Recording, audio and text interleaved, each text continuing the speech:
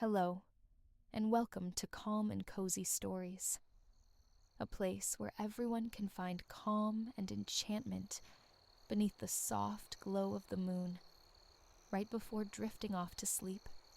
Tonight, we invite you on another journey through a captivating story, one that helps cultivate a sense of peace and relaxation. Before we begin, let's take a moment to gently prepare our bodies and minds for a soothing, restorative rest. Make yourself comfortable, and with each slow inhale and long exhale, allow the cares of the day to gradually slip away. It's not always simple to detach from the day's busyness, especially when bedtime approaches. But keep in mind, the less we worry about falling asleep, the easier it is for the mind to release tension. Let the steady rhythm of your breathing carry off any remaining worries, and let the story you're about to hear guide you into deep relaxation.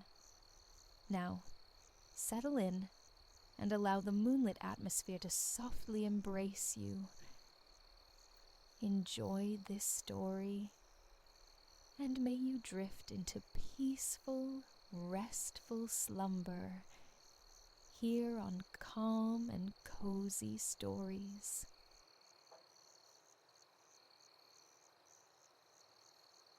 Within the quiet embrace of Oak Haven Village, nestled beside an ancient olive grove, whose trees wore their age in gnarled, twisting limbs, stood a humble, single-room cottage. Here lived Ilara, a young woman whose hands coaxed life from wood. She sought her medium amongst the silver-green leaves and sun-dappled earth of the grove, carving figures possessed of a silent, startling beauty. Artistry ran in her family's veins. Her mother conjured fragrant, crusty loaves from flour and fire, while her father's nimble fingers wove sturdy, intricate baskets from river reeds. Their combined crafts, offered at markets in Oak Haven and its neighbors, provided not riches, but a simple sufficiency, a life woven tight with contentment. Yet, beneath the surface of this tranquil existence, flowed a secret current. A month prior, while searching for the perfect knot of olive wood, Ilara had stumbled upon a hidden cleft in the earth, a doorway veiled by illusion. Beyond it lay a cavern brimming with impossible wealth. Cascades of gold coin, mountains of gemstones shimmering like captured stars, and presiding over it all, a formidable djinn named Zafir. Having disturbed the hoard, but taken nothing, Ilara had earned Zafir's grudging respect. He'd let her depart unharmed, even manifesting a flawless piece of olive wood for her craft, with a dismissive flick of his wrist. Since that day, Ilara had felt drawn back to the cave's threshold, though she never again uttered the words to breach its magical seal. Instead, sensing a profound loneliness in the guardian bound to his glittering prison, she left offerings. Once, a portion of her mother's warm, yielding bread vanished from the stone ledge with an almost inaudible whoosh and a flicker of displaced air. Another time, one of her father's most finely woven baskets disappeared in the same ethereal manner. On her next visit, bearing a small, newly finished carving of a desert fox, she found something waiting for her. Resting on the cool stone were slippers of heavy crimson leather, exquisitely embroidered with thread of pure gold. Their soles, thick and durable, promised protection against the harshest terrain. Yet their elegance wouldn't be out of place at the grandest festivity. She slipped them on, crafted by a djinn, They fit as if molded to her own feet. A grateful smile touched Ilara's lips as she gazed towards the hidden entrance, imagining Zafir observing her from within his enchanted domain. She murmured her thanks for the magnificent gift, then placed her wooden fox upon the ground. Whoosh, shimmer. It was gone, accepted like the offerings before it. The following weeks dissolved into the familiar rhythm of market travel. Ilara and her parents journeyed from village to village, their wagon laden. At each stop, the comforting aroma of her mother's bread, baked fresh in a small clay oven transported for this purpose, drew folk to their stall. Often, those who came for bread left with a carving clutched in one hand, a basket in the other.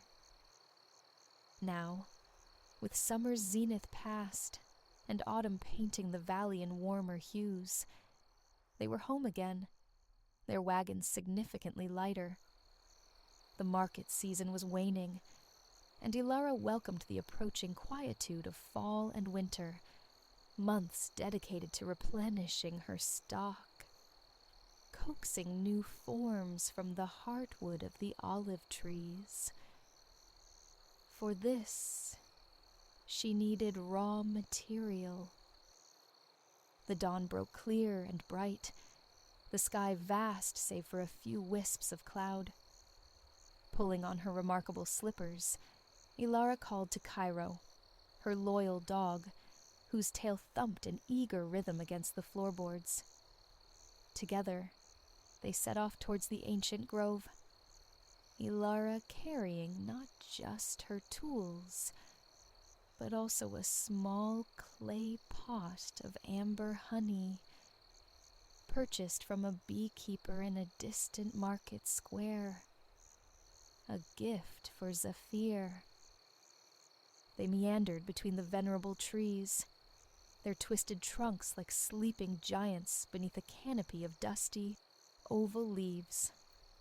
Silence reigned, broken only by the rustle of unseen creatures and the occasional trill of a bird seeking its mate among the low-slung branches. Cairo trotted ahead, nose to the ground, deciphering the earth's subtle messages. As they neared the place where magic slept beneath the rocks, Ilara halted. Something was profoundly wrong. The cave entrance, previously sealed by enchantment requiring specific words to yield, stood starkly open, a dark maw in the hillside. No barrier remained. A knot of concern tightened in Ilara's chest. Slowly, cautiously, she approached the opening and peered into the gloom. Only a descending tunnel met her gaze. No sound echoed from within. Worried for the djinn, she resolved to enter, Cairo pressing close against her leg. The last time she had ventured inside, ethereal torches had sprung to life, illuminating the passage. Now, darkness clung heavily, unrelieved by magical light. Yet, enough ambient daylight filtered from the entrance to guide her steps down the long, sloping tunnel towards the main chamber. The darkness gradually yielded, a faint luminescence growing stronger as she neared the vast cavern.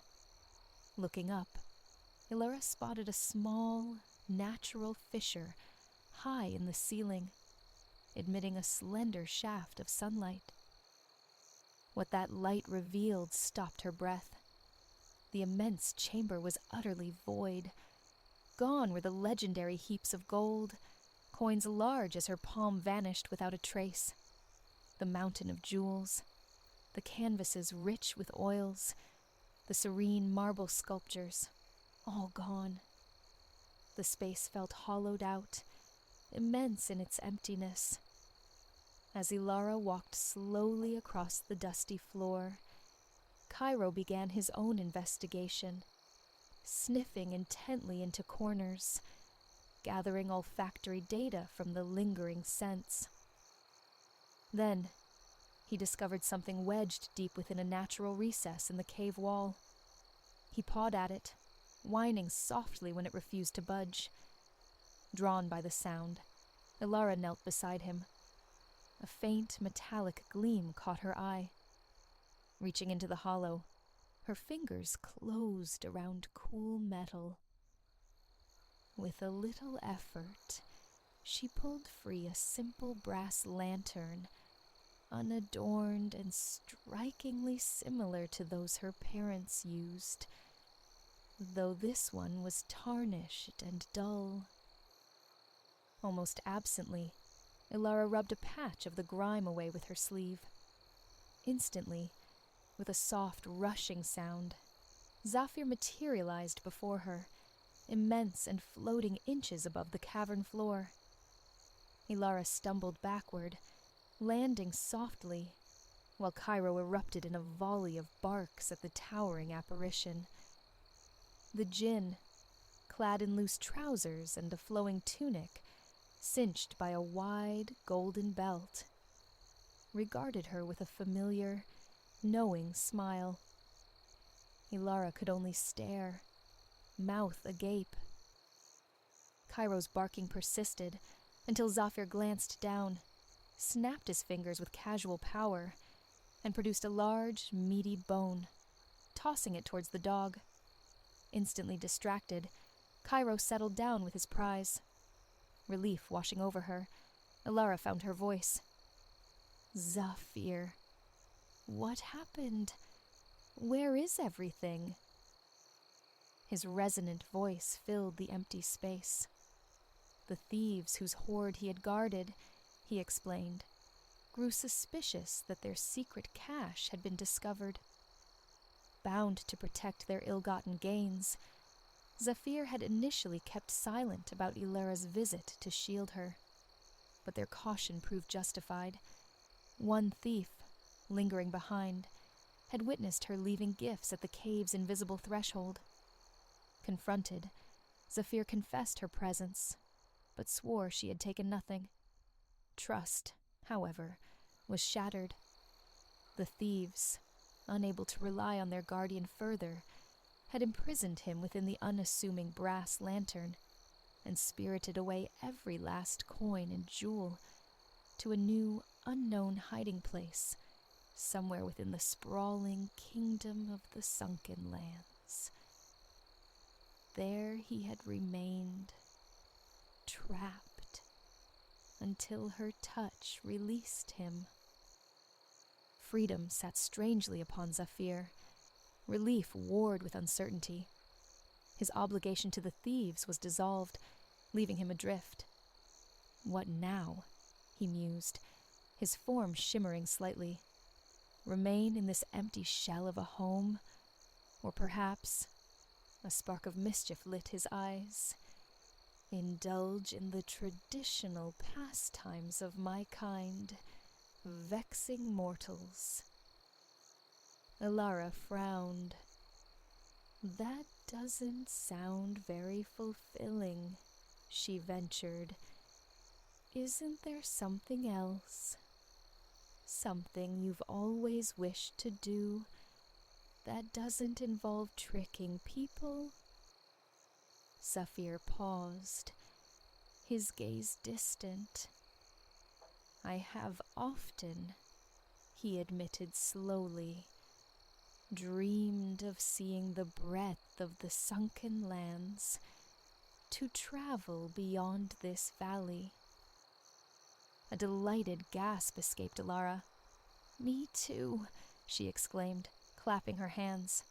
I've only ever known this small corner, but I've heard tales of mountains capped in snow that never melts, of vast green pastures stretching to the horizon, fields of wheat and barley, endless groves of oranges, and Argentis, the capital, where King Valerius rules from his mighty stone castle.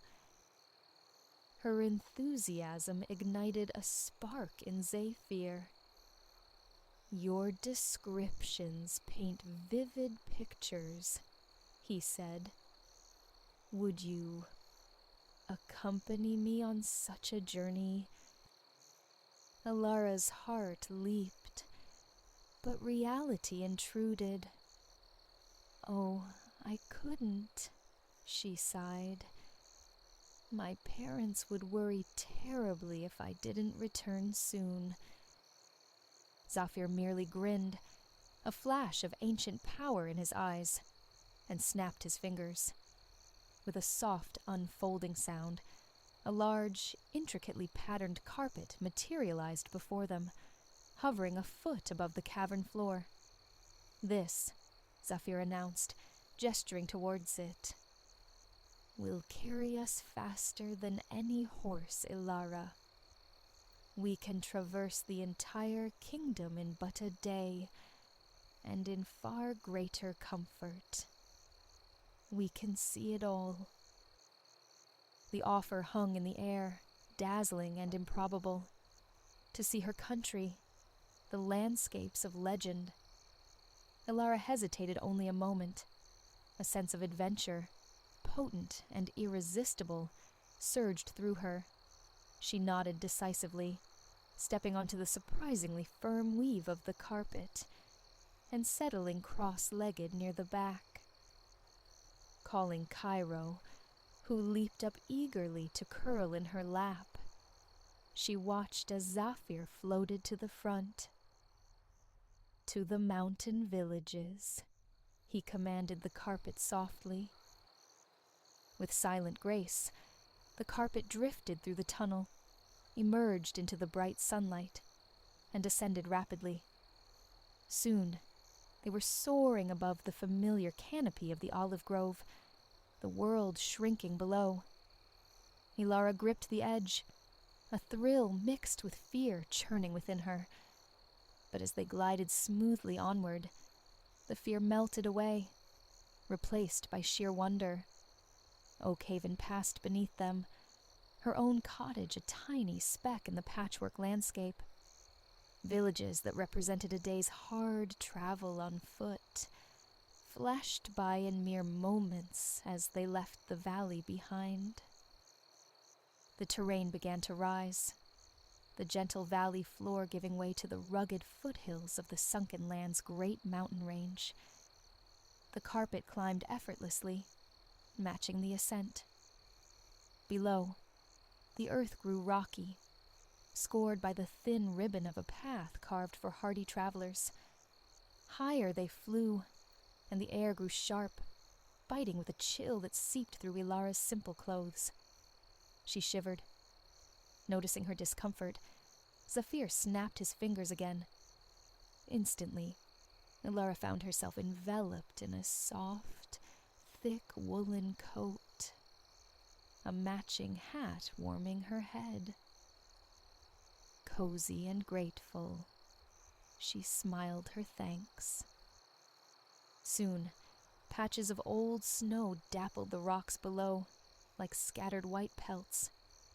Ahead, nestled in a high crease of the mountains, lay a village, even smaller than Oakhaven. As they drew closer, Ilara saw homes fashioned from mud bricks, their walls and roofs thickly insulated with stacked bales of straw and dried grass. Insulation that doubled, she realized, as fodder for the hardy goats and sheep huddled in nearby pens. Thin tendrils of smoke curled from tiny stovepipes, testament to the fires keeping the inhabitants warm against the mountain chill. The village seemed deserted, its people likely indoors for their midday meal. Zephyr guided the carpet to a gentle landing on a flat, rocky outcrop just beyond the settlement's edge, unseen. Another snap of his fingers, and the carpet vanished from beneath them. Simultaneously, Zephyr's form shimmered and altered. The towering djinn became a kindly, middle-aged man, solid and walking upon the earth, though still clad in his distinctive tunic and golden belt. Their purpose here wasn't social interaction, but immersion in the raw beauty Ilara had only dreamed of. With Cairo padding faithfully beside them, they turned away from the village, following a faint track leading further uphill. They navigated around large boulders, where tenacious, scrubby plants clung to life in the crevices, their boots leaving prints in lingering patches of snow. Other tracks marked the path: human, goat, sheep, and some larger, unfamiliar prints that Zafir identified with a low murmur. Lion. A shiver traced Ilara's spine, not entirely of fear.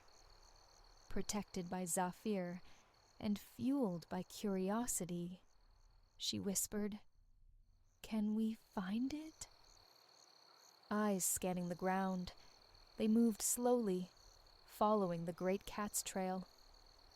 When the tracks faded on rocky ground, Cairo took the lead, his sensitive nose unerringly guiding them onward and upward. The path steepened, finally leading them to the base of a tall, solitary tree.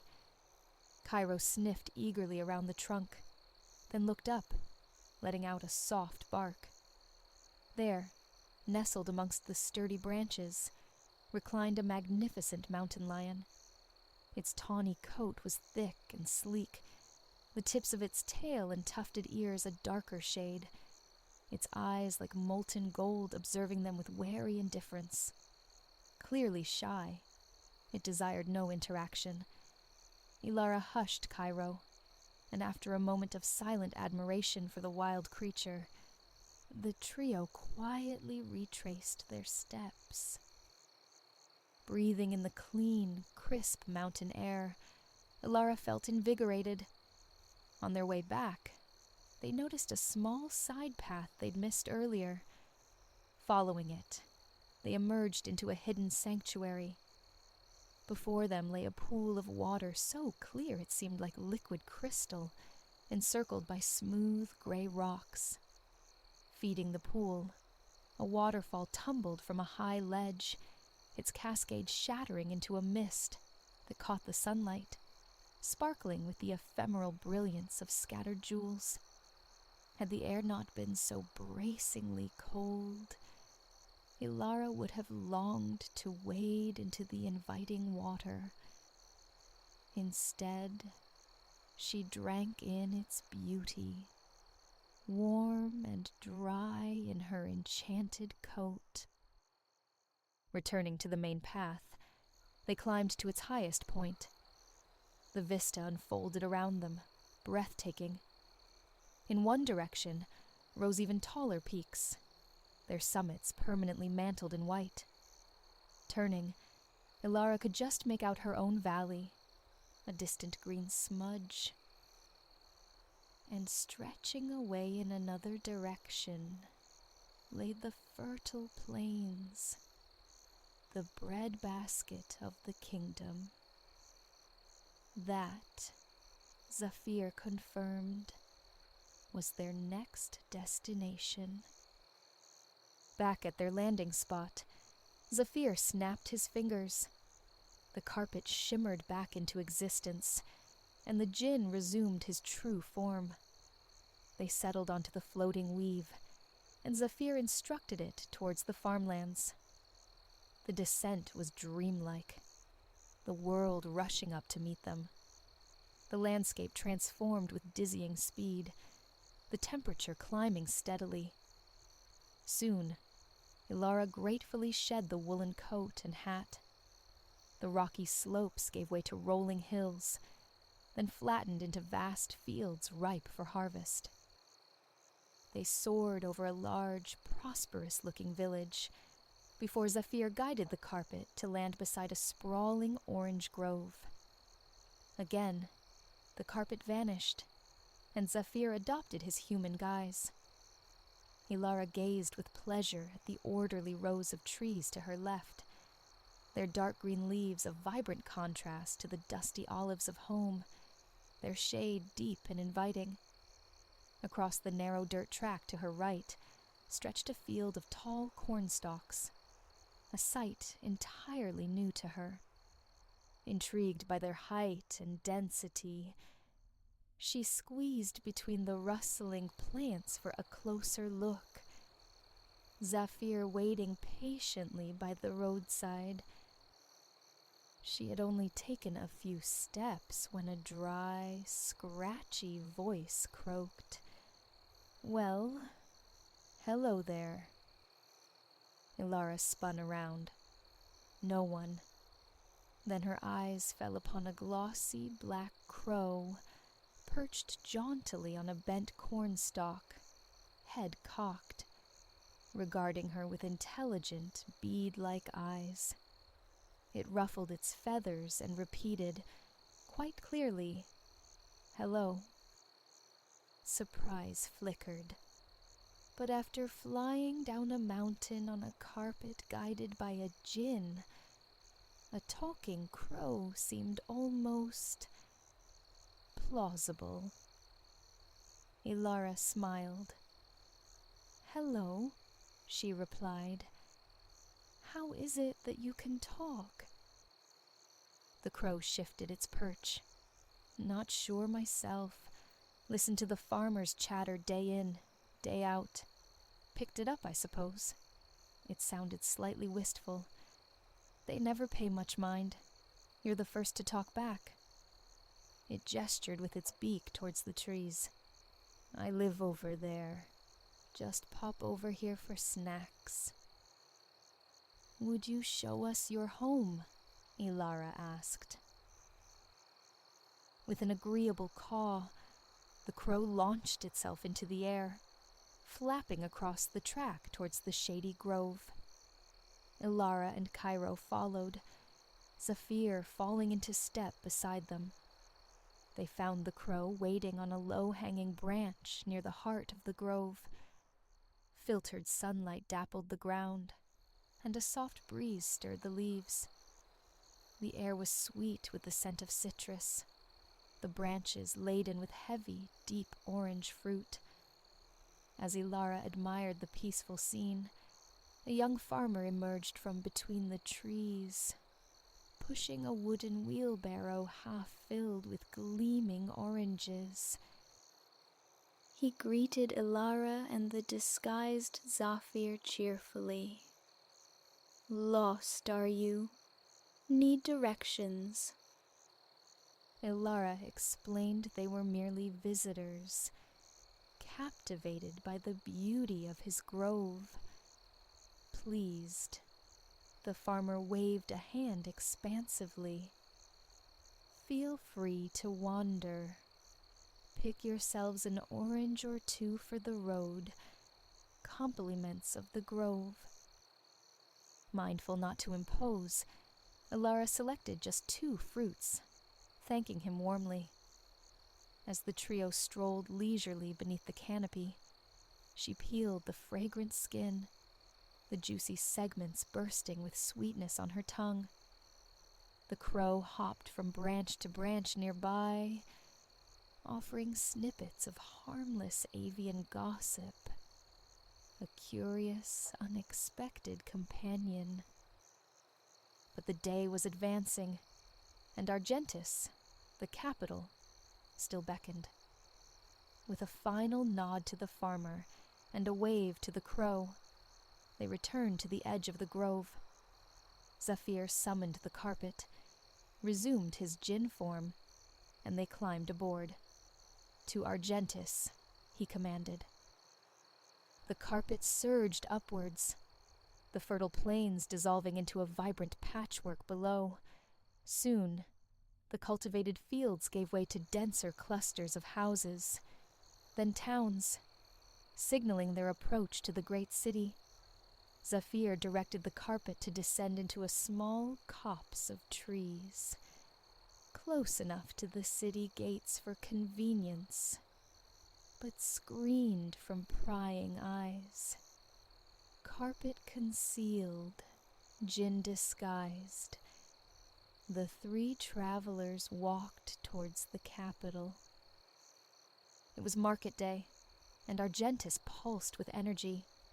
Wide cobblestone streets, designed for commerce and crowds, teemed with people. Shops and inns overflowed, while temporary stalls and simple wagons offered wares ranging from exotic fruits and spices to sturdy cloth and flickering candles. The buildings lining the streets were fashioned from large blocks of tidy gray stone, many adorned with cheerful window boxes spilling cascades of colorful blooms. While the market bustled with fascinating sights and sounds, Ilara had witnessed many such gatherings. Her gaze and her steps were drawn upward, towards the hill dominating the city.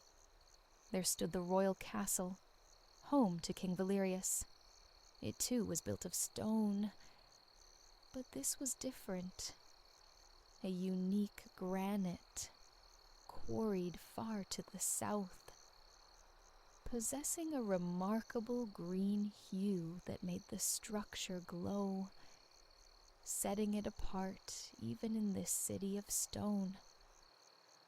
As they approached the castle gates, an elderly man walking just ahead of them suddenly tripped on a loose cobblestone, stumbling heavily. Without hesitation, Ilara rushed forward, helping him regain his balance and offering her arm for support. The old man smiled, his eyes crinkling kindly. "Thank you, my dear, but it's quite all right. My home is just here." He gestured towards the castle, from which several uniformed guards were now hurrying towards them, expressions etched with concern. The old man, Ilara realized with a jolt, was King Valerius himself. "I enjoy a secret stroll amongst my people each afternoon," the king explained, waving away his anxious guards. "It helps me understand their lives." His gaze rested warmly on Ilara. "Your kindness deserves reward. Please, join me and your companions for tea." Astonished but delighted, Ilara accepted. Flanked by guards now walking at a respectful distance, they passed through the grand entrance into a vast reception hall, the largest room Ilara had ever conceived. Chairs lined the walls, intricate carpets covered the greenstone floor, and at the far end, raised on a dais, sat a single, imposing throne, carved from the same greenstone. But the king didn't pause here. He turned right, leading them through an unassuming door, down a short corridor, and into a much smaller, more intimate chamber. This room felt welcoming, furnished with comfortable chairs arranged companionably, tapestries warming the walls, and a gleaming brass tray, laden with tea and delicate cakes already waiting. Dismissing the guards and servants with a gentle wave, King Valerius poured tea for his unexpected guests, with the easy grace of a practiced host. They talked comfortably of art and books, of the wider world, and the allure of travel. Ilara spoke fondly of her valley and its ancient olives, careful not to reveal the magical means of their swift journey, allowing the king to assume they had traveled for months by conventional means. The king listened intently, impressed by their supposed adventures, and intrigued by her description of the distant valley he had never had occasion to visit. Too soon, a guard entered discreetly to remind the king of an impending meeting. The afternoon was waning, and a longing for home stirred in Ilara. They expressed their gratitude, bid the kind king farewell, and were escorted back through the castle gates. The trio walked back towards the city entrance, the market now winding down for the evening. Vendors packed their remaining goods, and shoppers drifted towards homes or inns for their evening meals. Reaching the concealing stand of trees, Zafir snapped his fingers, and the carpet shimmered into view. They climbed aboard for the final leg of their journey. "Home," Zafir instructed, but gently this time. As the carpet floated leisurely above the darkening city of Argentus, a profound weariness settled over Ilara. She yawned widely, leaning back against the soft weave, pulling a sleepy Cairo close. The smooth, rocking motion was deeply soothing. Closing her eyes, she let images of the day drift through her mind. The snow-dusted peaks, the shy lion, the sparkling waterfall, the talking crow, the taste of sun-warmed oranges, the unexpected kindness of a king.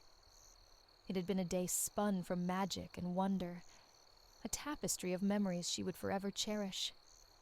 Cairo sighed contentedly, snuggling closer, as the carpet sailed silently through the twilight sky towards the familiar embrace of her valley.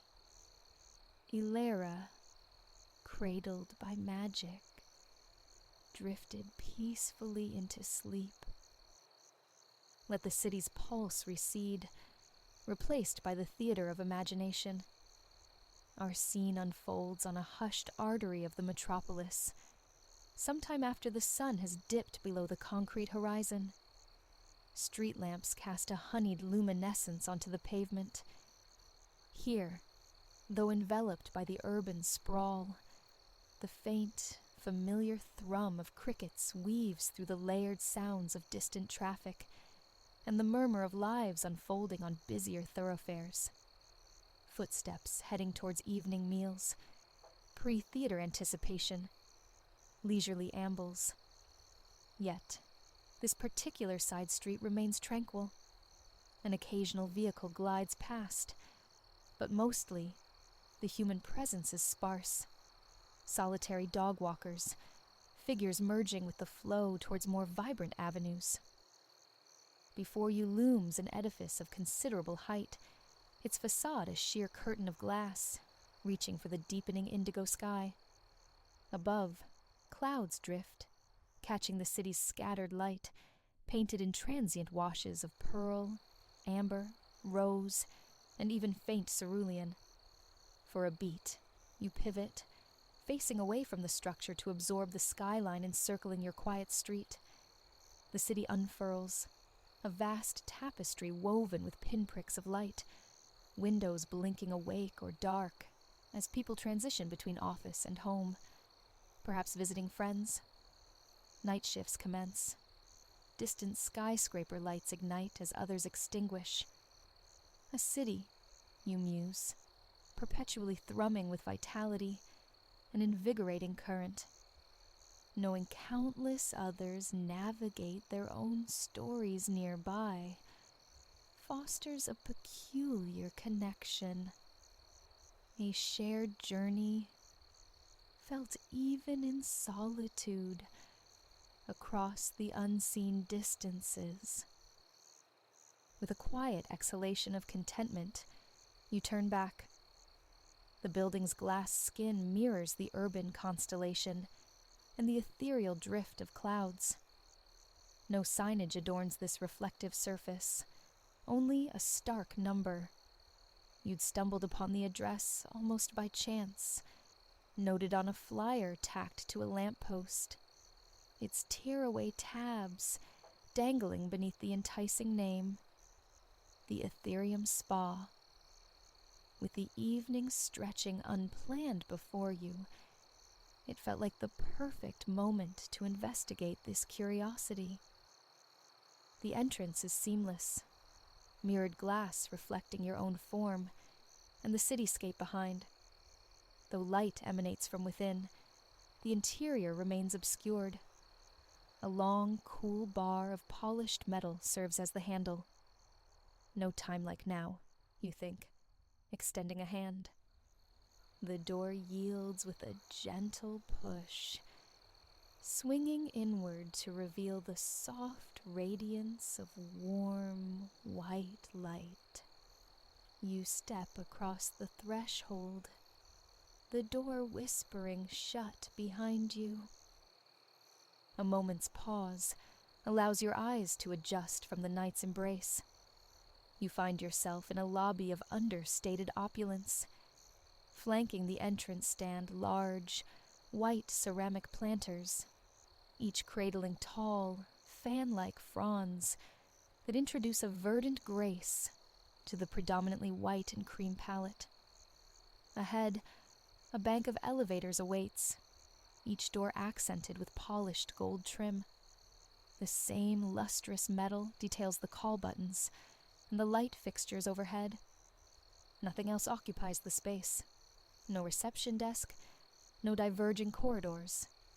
Just the elevators and the quiet echo of your footsteps on the marble floor as you approach the nearest lift. After brief consideration, you press the upward arrow. The Ethereum Spa, after all, implies ascent.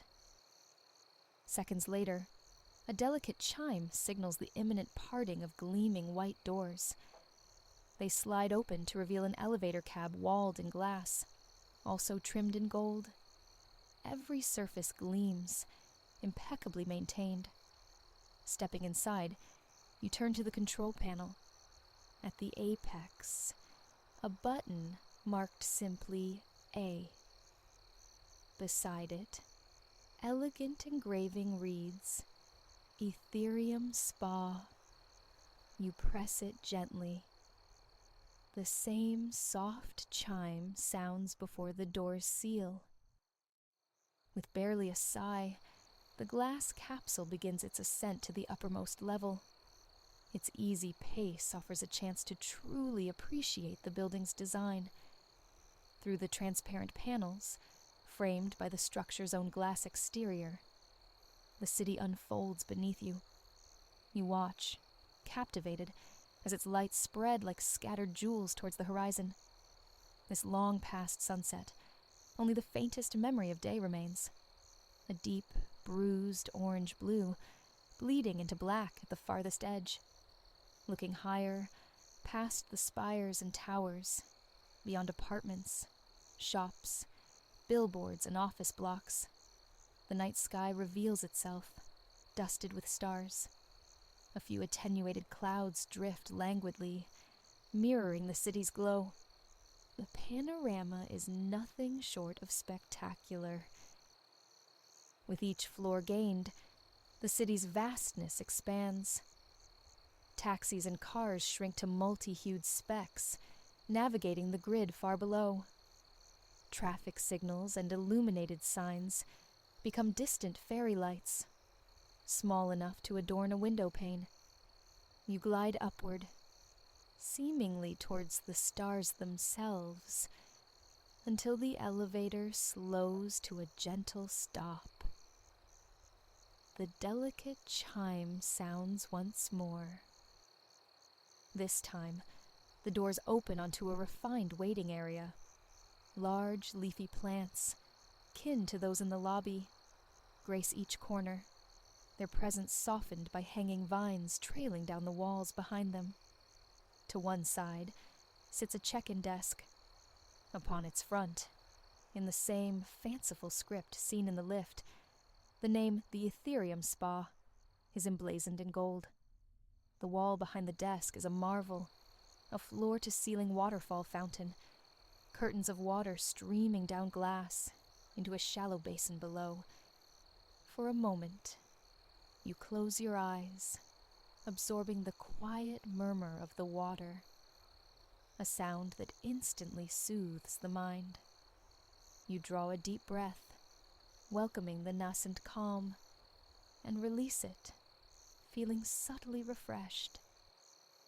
Opening your eyes, you find someone now stands behind the desk. She offers a warm smile and gestures for you to approach. You explain finding the address, how the name itself sparked your curiosity. "Many find us that way," she replies softly. "We are something of a hidden jewel." She expresses pleasure that you found your way here tonight. She outlines various offerings, but recommends the starlight immersion for newcomers, time in one of the spa's premier rooms, culminating in a dip in the pool beneath the open sky. "It sounds perfectly restorative," you murmur. She presents you with a robe and complimentary slippers, then indicates a hallway to the left. That is where you'll begin, when you are ready. You thank her, and, a contented smile forming, proceed down the indicated hall. The first door reveals a changing room. You don the robe. Its fabric is impossibly soft, enveloping you in a snug embrace. It features large pockets and a deep hood, which you momentarily pull up, rubbing the plush material against your cheek, coaxing forth that satisfied smile. Sliding the hood back, you step into the matching slippers. A perfect fit. You settle onto a simple yet elegant bamboo bench, seemingly sculpted from a single piece of wood, bent and carved into its fluid form. You trace its lines mentally, pondering its creation, feeling your thoughts drift towards restful tangents. The day's lingering anxieties have dissolved in this tranquil sanctuary. Your mind feels open, receptive to curiosity, to creative meandering. It's as if mind and body are finally permitted to breathe in unison, in and out, unhurried by the day's demands. As you breathe, you become aware of the soothing fragrance of lavender permeating the air, bringing with it a wave of relaxation that spreads through your entire being. Your eyelids grow heavy as you focus on the gentle scent. You are utterly present in this moment, these surroundings, here at the Ethereum Spa. Soon, the sound of quiet footsteps approaches from the hall. You open your eyes. The attendant who greeted you has returned to escort you to the first spa room. Rising from the bamboo bench, you follow her down the corridor. She turns right, guiding you towards a dimly lit room on the left. Once your vision adjusts to the lower light, she users you into an adjoining space that steals your breath. 2 entire walls are floor-to-ceiling glass, offering an almost panoramic vista of the city. At the room's heart sits a hot tub, its water bubbling around submerged jets. The steam carries the distinct scent of lavender. A narrow bamboo pathway leads from the doorway to the tub's edge. But the most arresting feature is the constellation of candles. Hundreds of white pillar candles populate the floor, their flames flickering, dancing, reflecting in the glass walls, mirroring the city lights beyond. Looking up, you see the ceiling is mirrored glass, creating an illusion of infinite stars twinkling with every candle's pulse. This room is yours, for as long as you wish, she informs you softly. You gaze, awestruck, at the candlelit spectacle, thanking her before she quietly departs. You tread the bamboo path, weaving between rows of glimmering candles. The way each flame shivers independently reminds you of fireflies signaling in the summer dark. The path terminates at the tub, a perfect square, raised slightly from the floor. Its outer edge is lined with bamboo slats, forming benches for moments of repose outside the water. The calming lavender aroma is pronounced here, yet not overwhelming. Closing your eyes, you could almost imagine standing amidst lavender bushes swaying in a gentle breeze. But the warm steam and the soft burble of the jets quickly draw you back from reverie to the present. You inhale deeply, noting how the fragrant air enters, then exhale, discerning the aroma's complexity mingling with the steam. Now, you are ready. You pause momentarily on the bamboo bench before slowly dipping your feet into the water. Warmth radiates through you the instant the effervescent water touches your soles. Unwilling to rush, you dangle your feet near the surface, feeling the bubbles churn beneath your toes. Then, calmly, you lower your feet fully, soles, toes, heels, up to your ankles. You shift your weight on the bench, allowing the water to climb your shins and your calves. Finally, the moment arrives. You ease yourself completely into the tub, surrendering to the clear, lavender-scented water as it buoys and supports you. After a few moments adjusting, you position yourself so the jets gently knead your lower back and shoulder blades. With each pulse of warm water and bubbles, you feel muscles unknotting, tension releasing. Settled, you gaze out through the glass at the city below. Skyscrapers preside over apartment blocks, which in turn loom over parks, where bushy trees gleam silver under the moon. Cars flow in streams of white headlights and red taillights, crisscrossing the busy avenues. High above, the city's light paints the sky, yet a magnificent array of stars still pierces through the veil, revealed between the wayward clouds drifting across the night. Time dissolves as you lose yourself in the tranquility of the moment. You're unsure how long you remain in the bubbling warmth, watching the city sparkle. But eventually, a desire for something cooler arises, a different kind of refreshment to conclude the evening.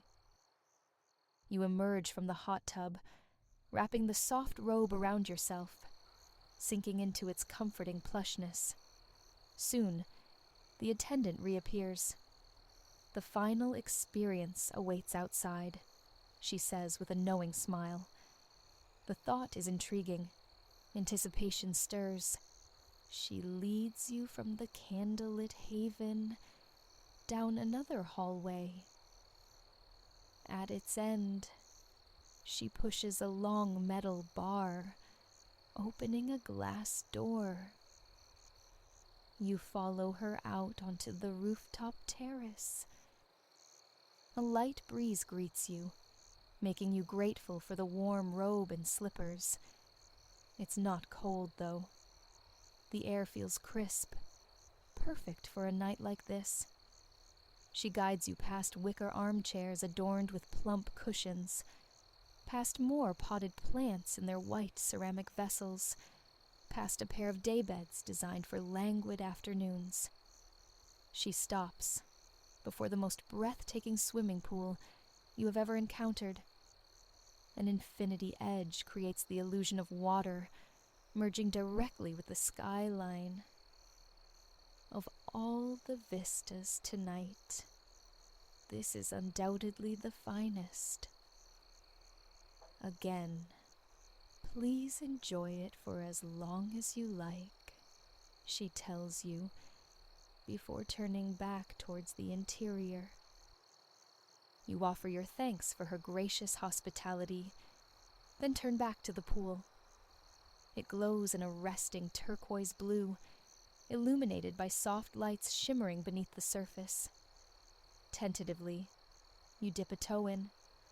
Heated. No need to worry about the rooftop chill. You take your time entering, descending shallow steps into the water.